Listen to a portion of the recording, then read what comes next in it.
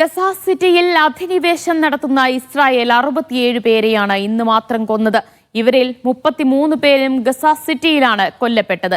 ഗസയിൽ 21,000-ത്തിലധികം കുട്ടികൾക്ക് യുദ്ധത്തിൽ അംഗവൈകല്യം സംഭവിച്ചതായി UN കമ്മിറ്റി അറിയിച്ചു. 3 ലക്ഷത്തിലധികം കുഞ്ഞുങ്ങൾ പോഷകാഹാരക്കുറവ് മൂലം ദുരിതമനുഭവിക്കുകയാണെന്നും അടിയന്തര സഹായം ഉറപ്പാക്കണമെന്നും യൂണിസെഫ് ആവശ്യപ്പെട്ടു. വെസ്റ്റ് ബാങ്കിലെ അഭയാർത്ഥി ക്യാമ്പിൽ ഇസ്രായേൽ സൈന്യം നടത്തിയ വെടിവെപ്പിൽ ഫലസ്തീൻ പൗരൻ കൊല്ലപ്പെട്ടു. ഇസ്രായേലിനെതിരെ ഉപരോധം ഉൾപ്പെടെ കടുത്ത നടപടികൾ ബെൽജിയം പ്രഖ്യാപിച്ചു. ഹമാസ് മുഴുവൻ ബന്ദികളെയും കൈമാറിയാൽ ഇതെല്ലാം അവസാനിക്കുമെന്ന് US പ്രസിഡന്റും അവകാശപ്പെട്ടു. വംശഹത്യ ഇനിയും കണ്ടിരിക്കാനാകില്ലെന്ന് തുർക്കി പ്രസിഡന്റ് എർദോഗാൻ വ്യക്തമാക്കി. ലോകവ്യാപകമായ ബഹിഷ്കരണം ഇസ്രായേലി വ്യവസായ മേഖലയിൽ വലിയ ആശങ്ക തന്നെയാണ് പരത്തുന്നത്. MC നാസർ വിവരങ്ങൾ നൽകും. MC, ഇവിടെ ഈ എല്ലാ ബന്ദികളെയും ഹമാസ് വിട്ടു നൽകാൻ തയ്യാറായാൽ യുദ്ധം അവസാനിക്കും എന്നാണ് ട്രംപ് പറഞ്ഞിരിക്കുന്നത്. അത് ഈ വെടിനിർത്തൽ ചർച്ചകളെയൊക്കെ ഏത് രീതിയിലാണ് മുന്നോട്ട് നയിക്കാൻ പോകുന്നതിനെ? ഇതിൽ നേരത്തെയുള്ള അതേ നിലപാട് തന്നെയാണ് ഇപ്പോൾ അമേരിക്ക ആവർത്തിച്ചുകൊണ്ടിരിക്കുന്നത്. കാരണം ഏകപക്ഷീയമായി തന്നെ ഇസ്രായേൽ ആവശ്യപ്പെട്ടത് പോലെ പൂർണ്ണമായിട്ടും ബന്ദികളെ കൈമാറണം.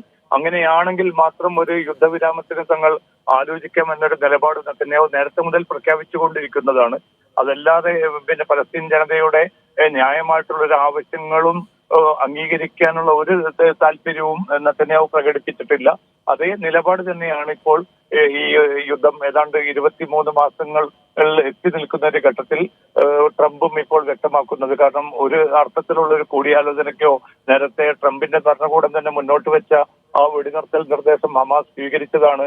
അത് ഇസ്രായേലിനെ കൊണ്ട് അംഗീകരിപ്പിക്കാനുള്ള ഒരു നീക്കവും അമേരിക്കൻ ഭരണകൂടത്തിന്റെ ഭാഗത്തു നിന്ന് ഉണ്ടാകില്ല എന്ന കൃത്യമായിട്ടുള്ള സൂചന കൂടിയാണ് ട്രംപിന്റെ ഇന്നത്തെ പ്രതികരണം വ്യക്തമാക്കുന്നത്. 6, 7, 8 ബന്ദികളെ മാത്രം വിട്ടതുകൊണ്ടായില്ല. എല്ലാ ബന്ദികളെയും കൈമാറുകയാണെങ്കിൽ അപ്രതീക്ഷിതമായിട്ടുള്ള നല്ല ചില വാർത്തകൾ ഉണ്ടാകും എന്നൊരു പ്രതികരണമാണ് ട്രംപ് നടത്തിയിരിക്കുന്നത്. അതുകൊണ്ട് തന്നെ US സ്റ്റേറ്റ് സെക്രട്ടറി ഉൾപ്പെടെയുള്ളവരുടെ ഇസ്രായേൽ സന്ദർശനം, പ്രഖ്യാപിത ഇസ്രായേൽ സന്ദർശനം നടന്നാലും കാര്യമായിട്ടുള്ള ഒരു മാറ്റം, ഒരു വെടിനിർത്തലിലേക്കോ യുദ്ധവിരാമത്തിലേക്കോ കാര്യങ്ങൾ പോകുന്ന ഒരു സാഹചര്യം ഉണ്ടാകില്ല എന്ന് കൂടി ട്രംപിന്റെ അത്യന്തം ഏകപക്ഷീയമായിട്ടുള്ള ഈ പ്രതികരണം തെളിയിക്കുകയാണ്. അതുകൊണ്ട് തന്നെ ഈ ആക്രമണം ഇസ്രായേൽ കൂടുതൽ ശക്തമായിട്ട് തുടരും എന്നതിന്റെ സൂചന കൂടിയായി. അത്തരമൊരു ആക്രമണത്തിന് അമേരിക്ക പൂർണ്ണമായിട്ടുള്ള പിന്തുണ നൽകുന്നു എന്നതുകൂടിയാണ് ഈ ട്രംപിന്റെ ഏറ്റവും അവസാനം വന്നിരിക്കുന്ന പ്രതികരണത്തിൽ വ്യക്തമാവുന്നത്.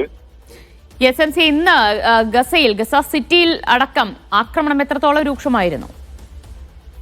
വ്യാപകമായിട്ടുള്ള ആക്രമണമാണ്. കാരണം ഇന്നലെയിൽ നിന്ന് വ്യത്യസ്തമായിട്ട് കൂടുതൽ സിവിലിയൻ കേന്ദ്രങ്ങളിലേക്ക് വ്യോമാക്രമണം നടക്കുന്നു, ഷെല്ലാക്രമണം തുടരുന്നു. അതോടൊപ്പം തന്നെ സൈനിക കവചിത വാഹനങ്ങളുടെ നീണ്ട നിരകൾ തന്നെ ആ പ്രദേശത്തേക്ക് വരുന്നതായിട്ടുള്ള റിപ്പോർട്ടുകൾ കൂടി പുറത്തു വരുന്നുണ്ട്. അല്പം മുമ്പ് നെതന്യാഹു നടത്തിയിരിക്കുന്ന ഒരു പ്രതികരണത്തിൽ നിർണായകമായിട്ടുള്ള ഒരു ഘട്ടത്തിലേക്കാണ് ഇസ്രായേൽ ഈ യുദ്ധത്തിലൂടെ ഇപ്പോൾ പ്രവേശിച്ചിരിക്കുന്നത്. ഏറ്റവും കുറഞ്ഞ സമയപരിധിക്കുള്ളിൽ തന്നെ ഒരു നിർണായകമായിട്ടുള്ള വിജയം ഇസ്രായേലിന് ലഭ്യമാകും എന്നതുൾപ്പെടെയുള്ള പ്രതികരണങ്ങൾ ഒരു ഭാഗത്ത് നടത്തുന്നു. അതേസമയം ഒരു വെടിനിർത്തൽ കരാർ വളരെ പെട്ടെന്ന് വേണമെന്ന് ആവശ്യപ്പെട്ട് ഇസ്രായേൽ നഗരങ്ങളിൽ തുടരുന്ന പ്രക്ഷോഭത്തെ അതിനിശ്ചിതമായിട്ട് വിമർശിച്ചുകൊണ്ടുകൂടി ആണ് ഇപ്പോൾ നെതന്യാഹു രംഗത്ത് വന്നിരിക്കുന്നത്. കാരണം അത്തരം പ്രക്ഷോഭകർ ആഗ്രഹിക്കുന്നത് തന്നെ കൊല്ലുക എന്നതാണ്. അത്തരമൊരു വളരെ കൃത്യമായിട്ടുള്ള അജണ്ടയോടുകൂടി പുറമെ നിന്നുള്ള ആളുകളുടെ ഇടപെടലുകളുടെ സമ്മർദ്ദത്തെ തുടർന്നാണ് ഈ ഒരു പ്രക്ഷോഭം മുന്നോട്ട് പോകുന്നത്.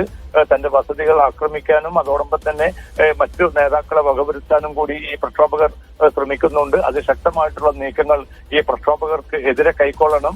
അവരെ തുറുങ്കിൽ അടയ്ക്കുന്നതുൾപ്പെടെയുള്ള നടപടികളുമായിട്ട് സുരക്ഷാ വിഭാഗം മുന്നോട്ട് പോകണം എന്നുകൂടിയാണ് നെതന്യാഹു ആവശ്യപ്പെട്ടിരിക്കുന്നത്. കാരണം ഈ ഒരു പ്രക്ഷോഭം ശക്തിയാർജിച്ചു വരുന്നത്, പ്രത്യേകിച്ച് വിദ്യാലയങ്ങളിൽ കുട്ടികൾ പഠിപ്പ് മുടക്കി ഈ പ്രക്ഷോഭകാരികൾക്കൊപ്പം ചേരുന്നത് ഉൾപ്പെടെയുള്ള അതിശക്തമായിട്ടുള്ള ആഭ്യന്തര സമ്മർദ്ദത്തെ മറികടക്കാൻ വേണ്ടിയാണ് ഈ കൂടുതൽ ബലപ്രയോഗം പ്രക്ഷോഭകർക്ക് നേരെ വേണമെന്നൊരു ആവശ്യം കൂടി ഇപ്പോൾ ഏറ്റവും അവസാനമായി നെതന്യാഹു ഉന്നയിച്ചു വരുന്നത്.